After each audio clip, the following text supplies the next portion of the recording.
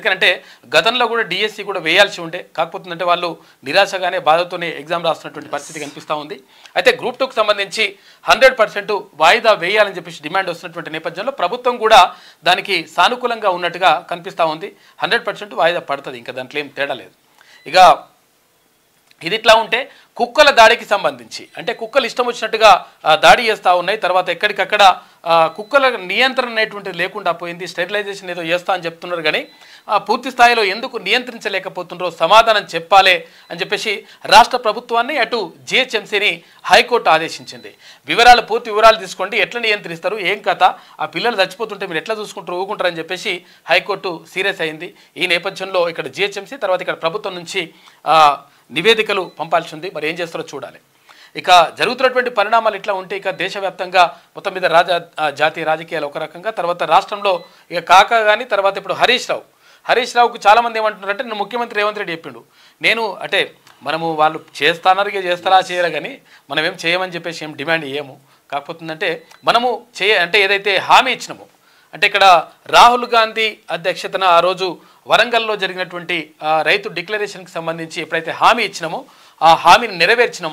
కాబట్టి త్వరలో రాహుల్ గాంధీని తీసుకొచ్చి ఇక్కడ వరంగల్లో భారీ బహిరంగ సభ ఏర్పాటు చేయనున్నట్లుగా ముఖ్యమంత్రి రేవంత్ రెడ్డి చెప్పారు.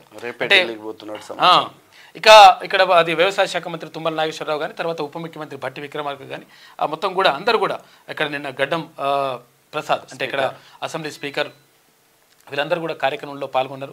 మొత్తం కూడా అంటే ఒక రకంగా అంటే రైతులకు మంచి చేస్తా అని చెప్పినటువంటి గత ప్రభుత్వం అంటే కేసీఆర్ ఆధ్వర్యంలో ఉన్నటువంటి అప్పుడు ప్రభుత్వం ఏమైంది, కనీసం రైతులని అంటే పూర్తి స్థాయిలో పట్టించుకున్నటువంటి పరిస్థితి కనిపించలేదు. ఎందుకంటే రుణమాఫీ చేస్తా 1,00,000 రూపాయలు అన్నట్టు ఇప్పుడు 2 లక్షలు చేస్తున్నారు కానీ 1,00,000 రూపాయలు చేస్తానని అది 5 ఏళ్ళ దాకా ఆపి లాస్ట్కి వస్తే దానికి డబుల్ వడ్డీ అయిన తర్వాత ఇప్పుడు 1,00,000 రూపాయలకు 2,50,000 అయిన తర్వాత అప్పుడు 1,00,000 రూపాయలు రుణమాఫీ అని చెప్పిండు కాక. కానీ 5 సంవత్సరాలు చేయనటువంటి పనిని ఇప్పుడు మేము మా ప్రభుత్వం అధికారంలోకి రాగానే 7 నెలల్లో ఈ కార్యక్రమాన్ని పూర్తి చేస్తున్నామని చెప్పేసి ముఖ్యమంత్రి చెప్పినటువంటి మాట. ఇంకా చాలా విషయాలున్నాయి, మనం మాట్లాడుకోవాలి. సిద్దిపేట ఎమ్మెల్యే మాజీ మంత్రి హరీష్ రావు రాజీనామాకు సిద్ధంగా ఉండాలని కాంగ్రెస్ నుంచి డిమాండ్ వస్తూ ఉన్నది. కాకపోతే ఆయనే రాజీనామా చేస్తా కానీ మీరు ఇచ్చిన 6 గ్యారంటీలు అమలు మీరు ఇచ్చిన హామీలని నెరవేర్చిన తర్వాత రాజీనామా చేస్తా అని మాట మార్చే కార్యక్రమంలో బిజీగా ఉన్నాడు. ఇది ఇట్లా ఉంటే బీజేపీ ఒక స్ట్రాటజీ అయితే తీసుకొస్తా ఉన్నది. తెలంగాణ రాష్ట్రంలో 5 బీఆర్ఎస్ ఎమ్మెల్యేలను జైన్ చేసుకొని రాజీనామా చేసి మళ్ళీ ఉప ఎన్నికలకు పోతే ఎలా ఉంటది రాష్ట్రంలో అని ఒకటి 5 అయితే రెడీగా ఉన్నారంట.